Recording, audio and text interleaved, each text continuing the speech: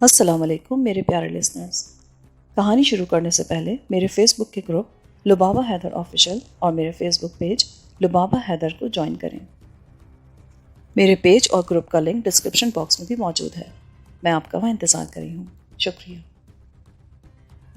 انور کی صورت نظروں سے اوجھل ہوئی تو آبی بولا، یار اٹھ، ہمارے لیے یہاں بیٹھنا خطرناک ہوگا. ابھی وہ یہ بات کہہ ہی رہا تھا کہ انور تیزی سے واپس آتا نظر آیا. آبی صاحب، اگر آپ یہاں نہ ہوئے تو آپ مجھے کہاں ملیں گے؟ تم ادھر سیدھے سٹی ہوٹل پہنچ جاؤ انارکلی میں، ہم 11 بجے وہاں تم سے مل سکتے ہیں. یہ بڑی ضروری بات تھی جی، مجھے گیٹ سے واپس آنا پڑا. یہ کہہ کر وہ باہر نکلنے لگا. پھر بولا، یہ بات بالکل پھاڑی لگتی ہے. آپ ایک چابی اپنے پاس رکھیں، دوسری میں جاتا ہوں. جب کبھی آپ کو ضرورت ہو یہاں آ کر بیٹھ جا کریں، اسے آپ اپنا ہی کمرہ سمجھیں. یہ کہہ کر اس نے ایک چابی ہمیں دی اور ایک اس نے اپنی جیب میں ڈال لی. اس کے جانے کے کچھ ہی دیر بعد آبی نے مجھے اٹھا دیا اور کمرے کو مقفل کر کے بولا، چل نکل یہاں سے، ہم کوئی بھی خطرہ مول نہیں لے سکتے. کیا مطلب ہے تیرا؟ میرا خیال ہے دانی اتنی کچی گولیاں نہیں کھلائے، وہ اپنے کسی آدمی کو اس انور کے پیچھے ضرور لگا دے گا. ہمیں بہت محتاط رہنے کی ضرورت ہے. ہاں یار، یہ معاملہ کچھ زیادہ ہی ٹیڑھا ہے اور مجھے آسیہ کی فکر مارے دیتی ہے. 11 بجے انور سے مل کر ہم آج ہی ساہیوال چلتے ہیں. اس کبیر شاہ سے ملنا بہت ضروری ہے. پتہ نہیں اس شریف آدمی نے آسیہ کو کیوں اسپتال سے اٹھوا لیا ہے. میری سمجھ میں تو کچھ نہیں آتا. میں بھی بڑا حیران ہوں جیلانی، یہ کچھ لمبی گڑبڑ نظر آتی ہے. ریٹا کو پولیس نے جان بوجھ کر مروا دیا اور بس اب ہم ٹاپتے ہی رہ گئے. اس دانی کی مونچھیں تو میں اکھاڑوں گا. ابھی بہت ذلیل کر دیا اس بدماش نے ہمیں. اس کو گالی مت دے جیلانی، وہ بہادر دشمن ہے. دوست کی خاطر اس نے اپنا سب کچھ داؤ پر لگا دیا. مجھے وہ کوئی معمولی آدمی نظر نہیں آتا. آبی نے میرے ساتھ تیز تیز چلتے ہوئے کہا. کچھ ہی دیر بعد ہم کالج کے بڑے گیٹ سے نکل کر ایک ٹیکسی میں بیٹھ چکے تھے. آبی مجھے سیدھا نعمت قدہ میں لے گیا. انور کے دیے ہوئے ناشتے سے اس کی تسلی نہیں ہوئی تھی. چائے بھی کڑوی کسیلی تھی اور توست بھی ایسے جلے بھنے تھے کہ حلق سے نیچے نہیں اترتے تھے. اس طعام خانے میں بیٹھ کر ہم دونوں نے خاصا تگڑا ناشتہ کیا. ایک طرح سے دن بھر کے لیے ٹنکیاں ہم نے پوری طرح بھر لی تھیں. وہاں سے اٹھا کر آبی مجھے ایک ریڈی میڈ کپڑوں کی دکان پر لے گیا اور ہم نے اپنے لیے 3 جوڑے کپڑوں کے خرید لیے. موسم اتنا بدل گیا تھا کہ اب کوئی گرم کپڑا بدن پر برداشت ہی نہیں ہو سکتا تھا. کھلے 2 بریف کیس خرید کر ہم نے ایک بار پھر ضرورت کی تمام چیزیں اس میں بھر لیں. اب ہم کسی سچے سونے انگریز کی اولاد نظر آ رہے تھے، اینگلو انڈین قسم کے، 50-50 کالے اور گورے. اپنی کینچلی بدل کر آبی مجھے کھینچتا ہوا ہال روڈ پر لے گیا. جب ہم رکشے سے اترے تو وہ بولا، یار اس پھجے مستری سے ہمیں اپنی کار لینی چاہیے، اس کا رنگ اس نے بدل دیا ہوگا. کوئی پھڈا نہ پڑ جائے آبی، آج کل ہماری قسمت کچھ زیادہ ہی خراب جا رہی ہے. کچھ نہیں ہوگا، ہم پھجے کی مزدہ کے پیسے دے دیتے ہیں. چل بھائی، دیکھتے ہیں پھر کیا کہتا ہے وہ پھجا. میں نے بڑے ہی بجھے دل سے کہا. مجھے کچھ بھی اچھا نہیں لگ رہا تھا. نعمت قدہ میں ہم نے اپنے ارد گرد بیٹھے لوگوں کی جو باتیں سنی تھی وہ ہمیں بدحواس کر دینے کے لیے بہت کافی تھی. سارے شہر میں گاڑی اور اس کے ساتھیوں کے قتل کی خبر جنگل کی آگ کی طرح پھیل چکی تھی اور اس ہوٹل میں جو گاہک بیٹھے تھے وہ اس خبر پر بڑے زور و شور سے بحث کر رہے تھے. پھجے کی ورک شاپ پر جب ہم پہنچے تو معلوم ہوا کہ وہ کسی گاڑی کی ٹرائی لینے کے لیے باہر نکلا ہے. ہم دونوں خاموشی سے ایک طرف بیٹھ گئے. دھوپ کی تمازت بڑھ گئی تھی اور سائے میں بھی آدمی کو بے چینی محسوس ہوتی تھی. ہماری مرسیڈیز وہ سامنے کھڑی ہے جیلانی، وہ دیکھ، پھجے نے تو اس کی صورت ہی بدل دی ہے. میں نے دائیں ہاتھ برآمدے میں نظر ڈالی تو وہ گاڑی دیکھی جس طرف آبی اشارہ کر رہا. تو نے کیسے پہچان لی یہ گاڑی؟ اس کا تو نمبر بھی بدل چکا ہے. ہاں، اور یہی ہم نے پھجے سے بھی کہا تھا. بچے سے لے کر ساہیوال کی طرف نکل چلتے ہیں، پیدل کہاں خراب ہوتے پھریں گے. آبی اٹھ کر گاڑی کا معائنہ کرنے لگا. میرے ذہن میں ایک بار پھر دھائیں دھائیں ہونے لگی. مجھے وہ گالیاں یاد آ رہی تھیں جو ہوٹل میں گاہکوں کے منہ پر تھے. وہ قاتلوں کو بے نقط سنا رہے تھے. آبی گاڑی دیکھ کر جلدی سے واپس آ گیا. یار بڑا عمدہ کام کیا ہے، ٹیورنگ شیورنگ بھی کر رکھی ہے اس نے. وہ چھوکرا بتا رہا ہے کہ پھجا ہمارا روز انتظار کرتا ہے. اور کچھ نہیں بتایا اس نے؟ مزدہ کے بارے میں کیا کہتا ہے وہ؟ اسے کچھ نہیں پتا، مستری آئے تو پتہ چلے. وہ باتیں سنی تھی تم نے جو ہوٹلوں میں بیٹھے لوگ کر رہے تھے؟ ایسی بکواس کرتے ہیں وہ، میں نے دھیان بھی نہیں دیا. میرا خیال ہے اخبار میں خبر کل چھپے گی. ہاں، ہم نے ان کو کرچ کرنے میں کچھ دیر لگا دی. خبر چھپانی ہونا تو آدمی کو چاہیے کہ واردات شام کے 8 بجے تک کر ڈالے، ورنہ پھر مشہوری میں دیر لگ جاتی ہے. آبی نے بڑی ڈٹائی سے مسکرا کر کہا۔ اس نے اپنے لیے سفید براق شرٹ اور سفید پتلون کا انتخاب کیا تھا اور وہ مجھے کرکٹ کا کھلاڑی نظر آ رہا تھا۔ بوٹ بھی اس نے سفید ہی خرید لیے تھے۔ البتہ میں شلوار قمیض پہنے تھا اور میرا چپ شاہ بنیان کے نیچے کمر کے ساتھ بندھا تھا، اور میں نے سارے خانے کسی کے نام کی گولیوں سے لبالب بھر لیے تھے۔ کچھ ہی دیر بعد بھجا ورک شاپ میں داخل ہوا۔ وہ گاڑی میں واپس آیا۔ ہمیں دور سے ہی دیکھ کر اس نے گاڑی روکی اور دوڑتا ہوا ہمارے پاس آن پہنچا۔ یار سیٹ آبی، کہاں چلے گئے تھے آپ؟ لمبی ڈھس دے دی آپ نے مجھے۔ کہیں الگ بیٹھ کر ہم سے بات کر لو مستری جی، اپنے حجرے میں چلو۔ آبی نے اس کے دونوں ہاتھ دباتے ہوئے کہا۔ وہ معاملے کی نوعیت کو خوب سمجھتا تھا۔ ہمیں فوراً ہی ورک شاپ سے ذرا دور ایک چھوٹے سے کمرے میں لے گیا۔ جب ہم اطمینان سے بیٹھے تو وہ بولا، آبی سیٹ، وہ بدماش مزدا کا مالک آ گیا تھا۔ ہم نے کہہ دیا کہ گاڑی نہیں ہے، چوری ہو گئی ہے۔ وہ بہت چیخا چلایا، دھمکی دینے لگا۔ ہم بہت پریشان ہوئے۔ اپنی ایک فیٹ اس کو دی اور ساتھ میں 20,000 روپے بھی، تب جا کر اس نے جان چھوڑی۔ ہم کو 40,000 کی چپت پڑ گئی آبی سیٹ۔ بہت گندہ کیا تم نے۔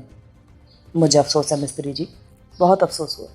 یہ لو، یہ 40,000 یہی ہے اس وقت میرے پاس، اور وہ گاڑی ہمیں دے دو، وہ مرسڈیز۔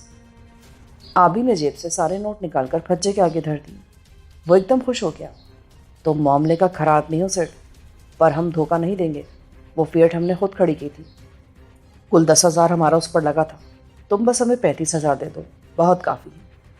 چلو یہی صحیح، ہماری گاڑی تیار ہے نا؟ آبی نے 5,000 واپس جیب میں ڈال لیے۔ ہاں ایک دم تیار۔ میں نے اس میں نئی بیٹری رکھ دی ہے، روز چلاتا ہوں میں اسے۔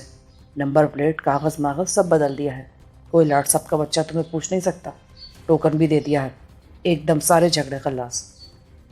ہم نے گاڑی ورک شاپ سے نکالی اور اس کی ٹینکی پوری طرح بھروا کر اسی انارکلی جا پہنچے۔ گاڑی سٹی ہوٹل سے ذرا دور کھڑی کر کے ہم ہوٹل کے سامنے والی ایک گھڑیوں کی دکان میں جا ٹھہرے۔ اس وقت 11:15 بج رہے تھے۔ گھڑیاں ہم دونوں کے پاس تھیں، مگر ہم دونوں کو پرانی نظر آتی تھی۔ اس دکان سے ہم نے نئی گھڑیاں خرید کر باندھی اور پرانی بریف کیس میں ڈال دی۔ اب ہم نے سٹی ہوٹل کے دروازے پر نظریں ٹکا دیں۔ ہمیں انور کا انتظار تھا۔ 11 بجنے میں ابھی 5 منٹ باقی تھے کہ ہمیں انور نظر آیا۔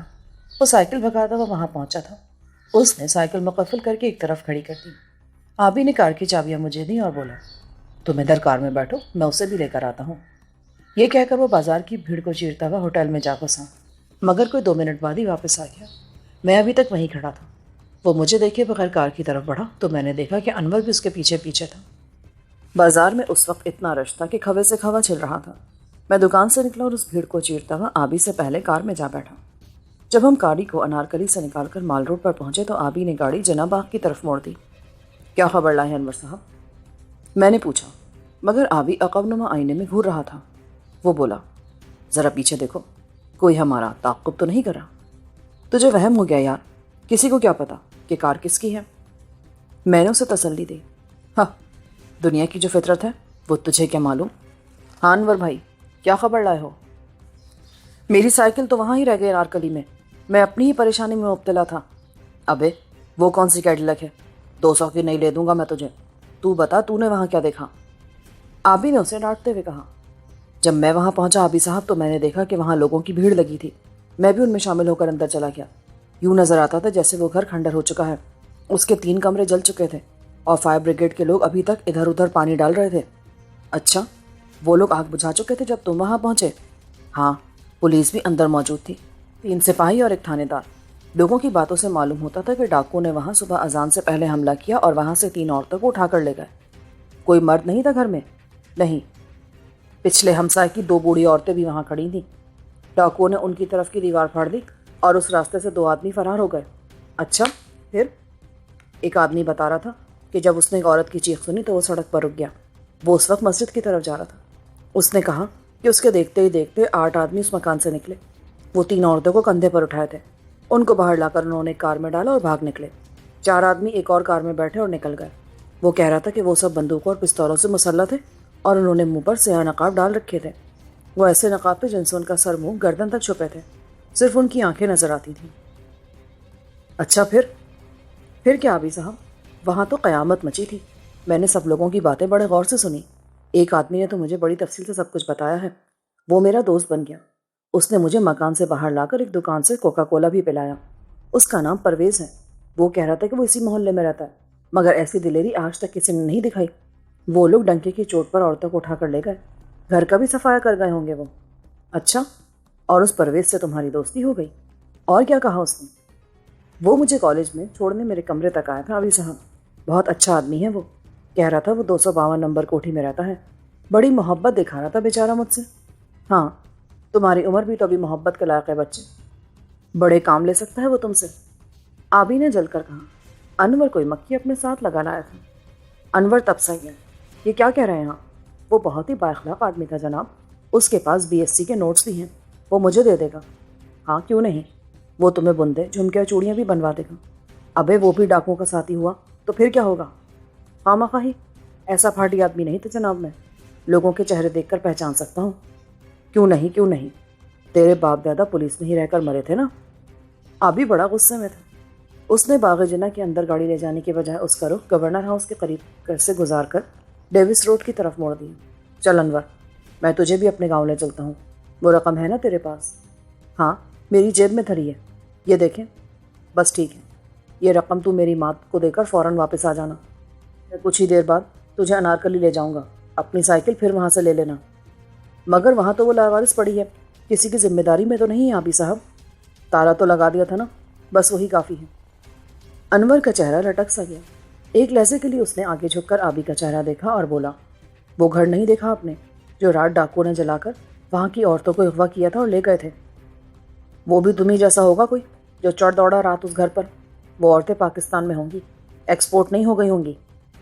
آبی نے کار کا رخ اب اپنے گاؤں کی طرف موڑ دیا، نظر اس کی عقب آئینے پر جمی تھی اور مجھے محسوس ہو رہا تھا کہ وہ مطمئن نہیں ہے۔ انور نے جس آدمی کو اپنا کمرہ دکھایا اور جس سے اس نے اتنی ساری باتیں کر ڈالیں، اس کا حدود اربا خدا معلوم کیا تھا۔ کسی کا یوں کسی اجنبی سے اس قدر جلد کھل جانا میری سمجھ میں نہ آتا تھا، نہ آبی اس کی غرض و غایت کو سمجھ پا رہا تھا۔ میں نے 2-3 بار پیچھے نگاہ ڈالی مگر سب کچھ ٹھیک ٹھاک ہی نظر آ رہا تھا، ہمارے پیچھے کوئی بھی نہیں تھا۔ ہم چونکہ اپنے ضمیر کے ہی مجرم تھے، اس لیے ہمیں اپنے ہی سائے سے خوف محسوس ہوتا تھا۔ آبی کا گاؤں ابھی کافی دور تھا۔ اس نے کار بائیں ہاتھ اس بھٹے کی طرف موڑی جہاں میں نے منجلی خان چوکیدار کے حجرے میں ایک رات آبی کے ساتھیوں کو جمع دیکھا تھا، تو میرے ذہن میں اس رات کی کئی یادیں تازہ ہو گئیں۔ اچانک انور بول اٹھا، آبی صاحب، یہ کار آپ کی ہے؟ یہ کار؟ نہیں بھائی، یہ میرے دوست ہیں نا ہاشم صاحب، یہ ان کی کار ہے۔ کیا کام کرتے ہیں یہ بہت بڑے زمیندار ہیں، ضلع سرگودا میں ان کی بہت سی زمینیں ہیں۔ اور آپ کا کیا شغل ہے آج کل؟ میرا؟ میں نے ان سے 4 مربع ٹھیکے پر لے رکھے ہیں آج کل، بس یہی دھندا ہے میرا، آبی نے کہا، اور پھر اس نے کار کی رفتار ایک دم مدھم کر دی۔ کچی سڑک پر آگے پیچھے 2 بیل گاڑیاں یوں کھڑی تھیں جیسے کسی نے سڑک بند کر دی ہو۔ وہ بیل گاڑیاں ہم سے بس کوئی 100 ہاتھ دور ہوں گی کہ آبی نے جھٹکے سے گاڑی روک کر اس کا رخ پیچھے کی طرف موڑ دیا، مگر ابھی وہ گاڑی سیدھی نہ کر سکا تھا کہ دائیں ہاتھ درختوں کے جھنڈ میں سے ایک جیپ نکلی اور سڑک کے عین بیچ میں آڑی ترچی آن ٹھہری۔ اس میں پولیس کے سپاہی بیٹھے تھے اور اس کی اگلی سیٹ پر ڈرائیور کے جو آدمی بیٹھے تھے ان میں سے ایک کو دیکھتے ہی وہ چیخا، ارے یہ تو پرویز صاحب ہیں، یہ یہاں کیا کر رہے ہیں؟ تیری ماں کو رو رہے ہیں، ہزار لعنت ہے تیری شکل پر۔ یہ کہہ کر آبی کار کو بلاخیز رفتار سے اس جیپ کے پہلو سے گزارنے کی کوشش کرنے لگا۔ وہ پلک جھپکتے میں آگے نکلا تو جیپ میں سے بیک وقت کئی گولیاں کار پر برس گئیں، مگر آبی کے سر پر تو جنون سوار تھا۔ اس نے کار کو 70-80 میل کی رفتار سے آگے نکالا اور پھر وہ بڑی سڑک پر پہنچتے ہی جلو موڑ کی طرف روانہ ہو گیا۔ ہم بدترین صورتحال سے 2-4 ہو چکے تھے۔ انور کی حماقت ہمیں لے ڈوبی تھی۔ پولیس کے جیپ سے پہلی 3 گولیاں کار کی باڈی پر لگی مگر شیشے بچ گئے تھے۔ دوسری بوچھاڑ تک آبی کار کو بہت آگے نکال چکا تھا اور اب وہ 80-90 میل کی رفتار سے کار کو جلو موڑ کی طرف اڑا رہا تھا۔ جیپ بھی ہمارے پیچھے لپکی چلی آ رہی تھی، مگر کچھ ہی دیر بعد ہمیں محسوس ہوا کہ ہمارے تعاقب میں ایک نہیں 2 جیپیں دوڑ رہی ہیں۔ اس کو پھینک دے گاڑی سے باہر، اس چرخے کو، اس کی حماقت نے ہمیں تباہ کر کے رکھ دیا ہے۔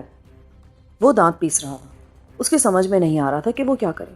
پولیس کی 2 جیپیں نہیں تھیں اور ان کی رفتار کسی بھی طرح ہماری رفتار سے کم نہ تھی۔ ایک آندھی تھی جو ہم دونوں کے ذہنوں کو مفلوج کرتی جا رہی تھی۔ ہماری گردنوں پر بہت سے لوگوں کا خون تھا، بڑے سنگین الزامات تھے ہمارے سر پر۔ پولیس ہمارے خون کا ایک عرصے سے بھاؤ پوچھتی پھر رہی تھی اور اب ہم دونوں ان کے نرغے میں تھے۔ BRB نہر عبور کر کے آبی نے گاڑی بائیں ہاتھ موڑی اور اب وہ نہیں جانتا تھا کہ وہ کیا کرے۔ اس کی تمام تر کوشش یہ تھی کہ وہ جس قدر جلدی ہو سکے پولیس کی بندوقوں کی زد سے نکل جائے، کیونکہ ہمیں معلوم تھا کہ وہ سب کے سب مسلح ہیں۔ ان کی زد میں آنے کی دیر تھی کہ وہ ہمارا نام حسب نسب پوچھے بغیر ہمیں قتل کر دیتے۔ وہ اس معاملے میں قطعی آزاد تھے، یہ تم کیا کر رہے ہو؟ پتہ ہے یہ راستہ کدھر جاتا ہے؟ جہنم کی طرف، مگر میں ان کے نرخے سے ہر قیمت پر نکل جانا چاہتا ہوں۔ آبی نے غراتے ہوئے کہا۔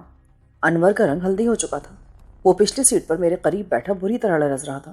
اس کے منہ سے بات نہ نکلتی تھی۔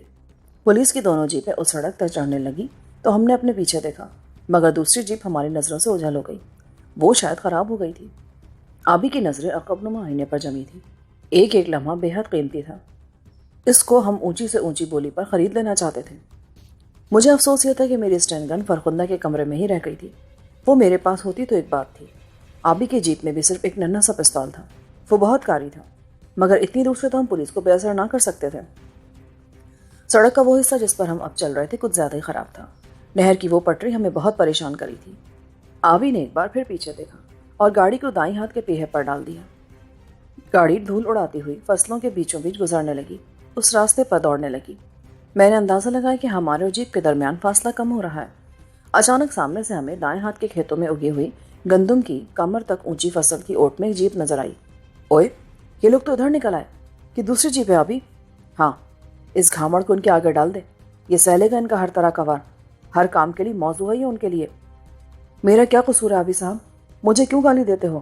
وہ بک نہیں ہوئے، میں تمہیں گولی مار دوں گا کتے کی تم۔ آبی نے بہت ہی بھنائے ہوئے لہجے میں کہا۔ پولیس کی جیپ سامنے سے پوری رفتار سے ہماری طرف بڑھ رہی تھی۔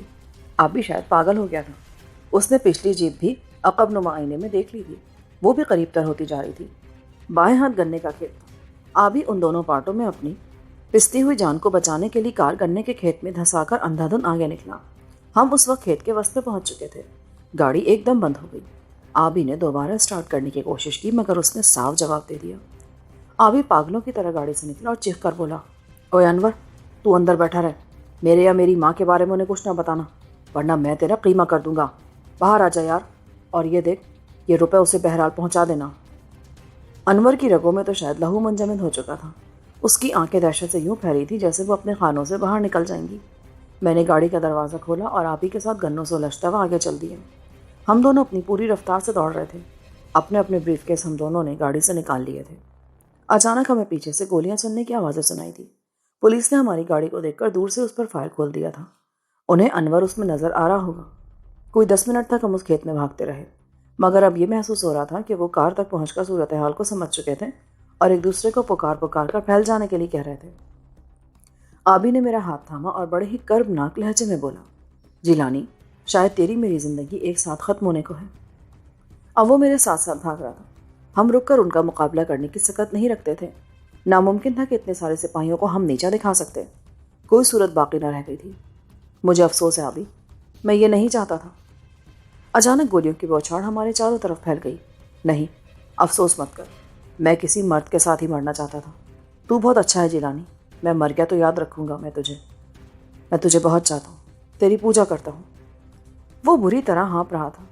گنے کا کھیت بہت گھنا تھا اور ہماری رفتار بڑھنے نہیں دیتا تھا۔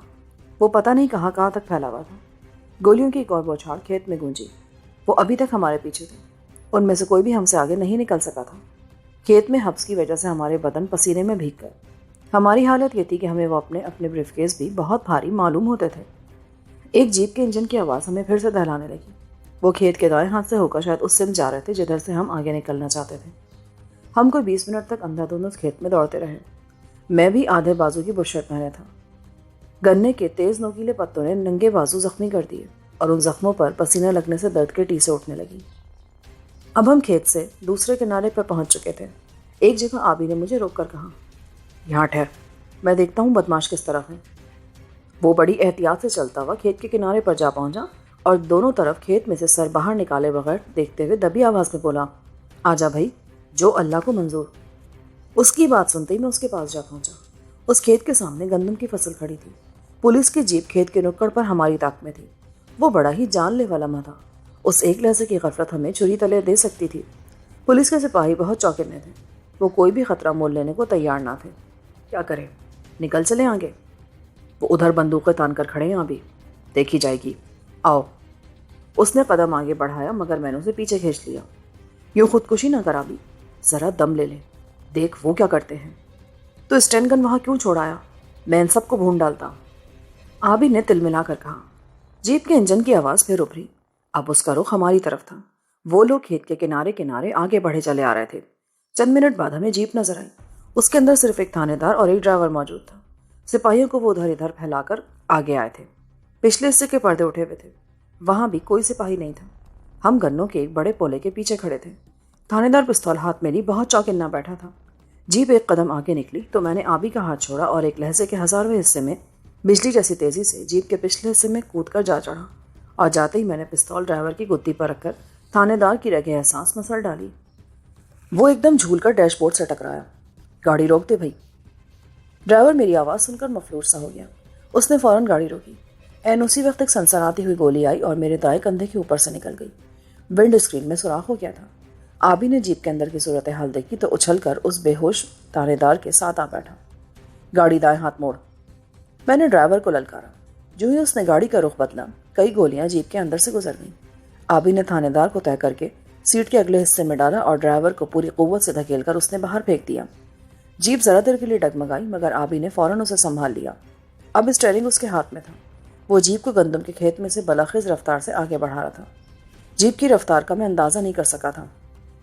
وہ ہوا میں اڑی جا رہی تھی۔ بہت سی گولیاں سپاہیوں کی بندوقوں سے نکل کر ہماری طرف لپکی، مگر ہم لہجہ بلہجہ ان کی دستبرد سے دور ہوتے جا رہے تھے۔ میں نے پیچھے مڑ کر دیکھا۔ پولیس کی دوسری جیپ میں ادھر ادھر بکھرے سپاہی بیٹھ رہے تھے، اور پھر میرے دیکھتے ہی دیکھتے وہ ہمارے پیچھے لپکی، لیکن اس عرصے میں ہم کوئی 2 فرلنگ آگے نکل چکے تھے۔ گندم کا کھیت ختم ہوا تو سامنے بنجر زمینوں کا لامتناہی سلسلہ شروع ہو گیا۔ پولیس جیپ ابھی تک ہمارے تعاقب میں تھی، مگر اب ہمارے کسی جگہ رک جانے کا سوال ہی پیدا نہیں ہوتا تھا۔ آبی ہر شے سے بے نیاز اور سمتوں کے احساس سے آری ہو کر جیپ کو بلاخیز رفتار سے جو زمین پر دوڑا رہا تھا۔ پولیس کی جیپ اب ہماری نظروں سے اوجھل ہو چکی تھی۔ یار، کسی جگہ رک کر راستہ تو دیکھ لے۔ ابھی میں یہ بات کہہ ہی رہا تھا کہ دائیں ہاتھ سے ایک جیپ ہمیں اپنی طرف بڑھتی نظر آئی۔ میری تو جان ہی نکل گئی۔ وہ ابھی تک ہمارے تعاقب میں تھے۔ آبی نے اس جیپ کو دیکھتے ہی اپنی رفتار ایک بار پھر تیز کر دی۔ بلی چوہے کا کھیل کوئی آدھے گھنٹے تک جاری رہا۔ آبی کسی بھی حالت میں اس جیپ کو اپنے قریب آنے کی اجازت نہیں دے رہا تھا، کیونکہ اس میں بیٹھ کر تو ہماری موت ہمارا تعاقب کر رہی تھی۔ ہم کوئی 3 فرلنگ آگے نکلے تو مجھے محسوس ہوا کہ ایک اور جیپ بائیں ہاتھ سے ہماری طرف بڑھتی چلی آ رہی ہے۔ اس کا رنگ کچھ عجیب سا دکھائی دیتا تھا۔ آبی کو میں نے کہا بھی کہ وہ صورتحال پر غور کرے، مگر وہ کچھ بھی سننے پر آمادہ نہیں تھا۔ کچھ ہی دیر بعد ہمیں ایک پختہ سڑک نظر آئی۔ آبی نے اسے غنیمت سمجھ کر جیپ اس پر چڑھا دی۔ اب وہ ایک بار پھر ہموار سڑک سے فائدہ اٹھا کر گاڑی کی رفتار آخری ہندسے تک پہنچا رہا تھا، مگر وہ جیپ جس کا رنگ مجھے کسی حد تک جگہ جگہ سے سرخ نظر آ رہا تھا، ہماری سمت میں متوازی ہو کر دوڑنے لگی۔ پھر اس جیپ کے پچھلے حصے میں بیٹھے 2 آدمیوں نے ہماری جیپ پر گولیاں برسائیں۔ دونوں گولیاں جیپ کے ٹائروں پر لگی اور ہم ٹھوس ہو کر رہ گئے۔ دونوں ٹائر پھٹ گئے تھے۔ جیپ ذرا دیر کے لیے خطرناک انداز میں لڑکھڑائی، مگر آبی نے اسے سنبھال کر بریک لگا دیے۔ دوسری جیپ اس ذرا سی فرصت سے فائدہ اٹھا کر ہمارے اوپر آن چڑھی، اور ہم یہ دیکھ کر ہکا بکا رہ گئے کہ اس جیپ میں سوار تمام سپاہی سکھ تھے۔ ان کی گاڑی رکی تو وہ چھوٹی چھوٹی ٹامی گنیں لہراتے ہوئے نیچے اترے۔ وہ تعداد میں 8 تھے اور بھارتی فوج کا حصہ نظر آتے تھے۔ میں اور آبی تو سن ہو کر رہ گئے۔ ان لوگوں نے ہمیں چاروں طرف سے گھیر لی۔ وہ بہت مشتعل نظر آتے تھے۔ اوئے، یہ تو پاک پولیس کی جیپ ہے۔ کون ہو تم لوگ اور کیا کر رہے ہو؟ یہ تو کوئی تھانے دار لگتا ہے ہمیں۔ ان میں سے ایک نے ہم پر پستول تان کر جیپ کے اندر جھانکتے ہوئے کہا۔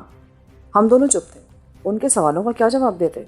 وہ مدن شنکر کی اولاد ہمیں یوں گھور رہے تھے جیسے ہم کسی اور ہی سیارے کی مخلوق ہوں اور ان کے دیش کو اجاڑنے کے لیے وہاں جا اترے ہوں۔ ان کا رویہ ایسے ہی معلوم ہوتا تھا۔ تم بولتے کیوں نہیں ہو؟ ہتھیار ہیں تمہارے پاس تو ادھر رکھ دو۔ ان کو بس یہی فکر لگی رہتی ہے کہ کوئی سرحد کے اس پار سے آنے والا ہتھیار بند نہ ہو۔ پیشاب خطا ہوتا رہتا ان کا اس فکر میں۔ ہم دونوں نے بیک وقت اپنے پستول اس شخص کے سامنے کر دیے، نالیوں سے پکڑ کر، جو عہدے کے اعتبار سے کیپٹن نظر آتا تھا۔ وہ پستول ہم سے جھپٹ کر بولا، تو اس سے ثابت ہوتا ہے کہ تم سن بھی سکتے ہو۔ ادھر کیا بیساکھی دیکھنے آئے ہو؟ نہیں سردار جی، یہ رام باغ کی سر کے لیے آئے ہیں۔ دیکھو تو کتنے پلے ہوئے نظر آتے ہیں دونوں۔ وہ بتاتے کیوں نہیں ہو تم دونوں؟ آخر تم ہو کیا شے؟ اس کپتان نے پھر پوچھا۔ ہماری صورتیں شاید اسے مذاق کا خیز نظر آ رہی تھیں۔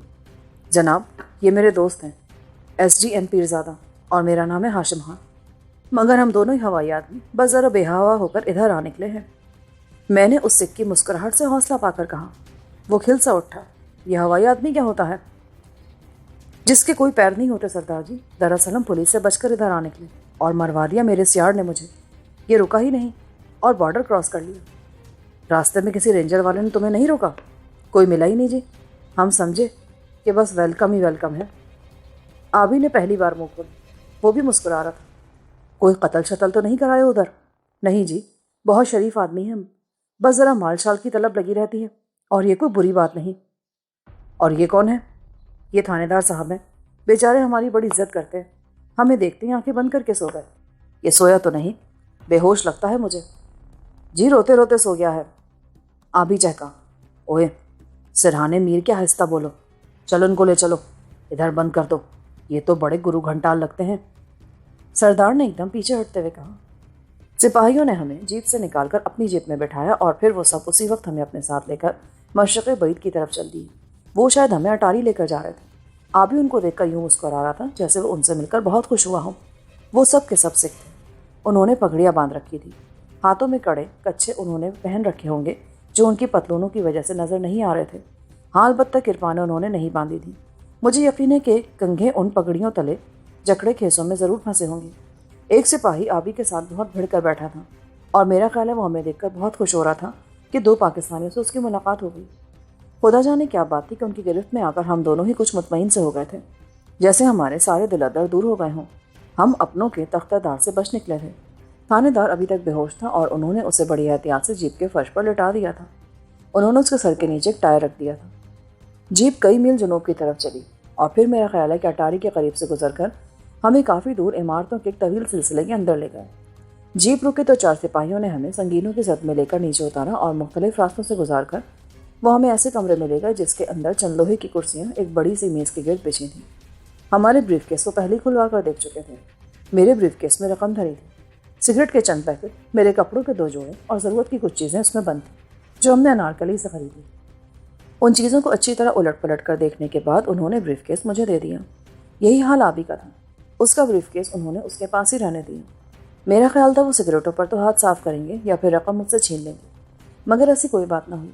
ان کے کپتان دلیپ سنگھ نے البتہ ان چیزوں کی فہرست بنا کر ہم سے اتنا کہا کہ ہم ان چیزوں کو سنبھال کر رکھیں، کوئی شے ادھر ادھر نہ ہونے دیں، اور یہ بڑی اچھی بات ہے۔ سگریٹ کے سارے پیکٹ ایک سپاہی نے اچھی طرح کھول کر دیکھ لیے۔ انہیں یہ ڈر تھا کہ ان پیکٹوں میں ہم نے کوئی بم نہ بند کر رکھے ہوں۔ اپنی طرف سے وہ ساری احتیاطیں بروئے کار لے آئے تھے۔ ہمیں وہاں بٹھا کر سپاہیوں نے اس کمرے کا سلاخدار دروازہ باہر سے مقفل کیا اور پھر دور چلے گئے۔ آبی سر جھکا کر چند منٹ تک کسی گہری سوچ میں ڈوبا رہا۔ وہ مجھ سے نظریں نہیں ملا رہا تھا۔ میں نے 2 سگریٹ سلگائے اور اسے ایک تھما دیا۔ اس کے لبوں پر پھیکی سی مسکراہٹ ابھری۔ مجھے افسوس ہے جیلانی، مجھے اندازہ ہی نہ ہو سکا کہ میں جیپ کو کس طرف لیے جا رہا ہوں۔ میں سمجھا کہ میں پاکستان میں ہی ہوں۔ یہ بھی پاکستان ہی ہے پیارے۔ کہتا تو ٹھیک ہے جیلانی، پر یہ بھی تو دیکھ اس چکر میں ہم کہاں سے کہاں نکلے ہیں۔ یہ سب تیرے گناہوں کی سزا ہے آبی۔ لگتا ہے کوئی لمبا ہی گھپلا کیا ہے تو نے۔ یہ کہہ کر میں نے ٹانگیں میز پر پھیلا دی۔ آبی مسکرایا۔ مہا گرو تو تم ہو جیلانی، اب تیرے ساتھ وہ میرے بھی چاول چٹے کر دیں گے۔ ہم بڑے ہی لمبے چکر میں پڑ گئے۔ تیرا جغرافیہ بہت کمزور ہے آبی، تجھے پاکستان ہندوستان میں کوئی فرق ہی نظر نہیں آیا۔ بس جیپ کو دوڑاتا ہی چلا گیا۔ ادھر کوئی کھائی کھالا، کوئی دریا سمندر بھی تو بیچ میں حائل نہیں ہے نا۔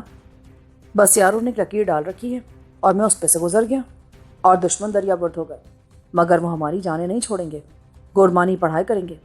گوربانی نہیں یار، کسی مسلمان کو اپنا سبق نہیں پڑھا سکتے، یہ ناممکن ہے۔ یار یہ رقم انہوں نے ہمارے پاس کیوں رہنے دی، اور اس تھانے دار کا کیا کریں گے وہ؟ میں نے اپنا بریف کیس کھولتے ہوئے کہا۔ میرا خیال تھا کہ میں اپنا لباس تبدیل کر لوں۔ اس کمرے کے کونے میں ایک باتھ روم نظر آ رہا تھا۔ اس کے بند دروازے کے پیچھے سے پانی کے قطرے ٹپ ٹپ کسی برتن میں گرتے سنائی دیتے تھے۔ میرا خیال ہے جیلانی کہ ہمیں اپنا اصل نام پتہ انہیں نہیں بتانا چاہیے، ورنہ یہ لوگ ہمیں پاکستان کے حوالے کر دیں گے۔ تیرا نام تو میں نے بتا دیا ہے، اور میرا نام ہے جام ہاشم خان۔ پتہ بھی سوچ رکھ، جو سمجھ آئے بتا دینا، جھوٹ تو بولنا ہی پڑے گا۔ تم نے میرا نام کیا بتایا تھا اسے؟ مجھے تو یاد ہی نہیں رہا۔ SGM پیرزادہ۔ ابے تو ہوش میں تو ہے؟ اتنے لمبے نام کا مطلب کیا ہے؟ اس کا مطلب تو کوئی نہیں، بس اپنا نام یاد کر لے۔ تو آج سے سید غلام محمد مرشد پیرزادہ ہے۔ اچھا، مگر یہ شیطان کی آنچ اتنا لمبا چوڑا نام کیوں دے رہا ہے تو مجھے؟ میں نے کیا گناہ کر دیا؟ او یار، ان پر ذرا روب رہے گا تیرا، مسٹر SGM پیرزادہ، سمجھا کر۔ یہ کہہ کر میں باتھ روم میں جا گھسی۔ نلکے میں پانی کی یہ موٹی دھار آ رہی تھی۔ صابن تو بریف کیس میں موجود تھا اور تولیہ بھی۔ میں خوب مل مل کر نہایا۔ میں نے سوچا پتہ نہیں ہمیں کن کٹھن مراحل سے گزرنا پڑے، ان کے اڑنگے میں آنے سے پہلے ہی میں ذرا نہا دھو کر تازہ دم ہو لوں۔